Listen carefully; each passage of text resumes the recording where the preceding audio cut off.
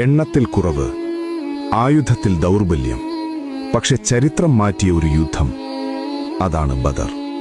ഹിജ്റയുടെ 2-ാം വർഷം മദീനയിൽ ചെറിയൊരു മുസ്ലിം സമൂഹം, മറ്റൊരു വശത്ത് മക്കയിലെ ശക്തമായ ഖുറൈശ് സൈന്യം. 313 വിശ്വാസികൾ, 1000 സൈനികർക്ക് മുന്നിൽ. അവർക്ക് കുറഞ്ഞ ആയുധങ്ങൾ, കുറഞ്ഞ കുതിരകൾ, കുറഞ്ഞ സാധനങ്ങൾ, പക്ഷേ ശക്തമായ ഈമാൻ. നബി സ്വല്ലല്ലാഹു അലൈഹി വസല്ലം കൈയുയർത്തി ദുആ ചെയ്തു, യാ അല്ലാഹ്, ഈ സംഘം നശിച്ചാൽ ഭൂമിയിൽ നിന്നെ ആരാധിക്കുന്നവർ ഇല്ലാതാകും.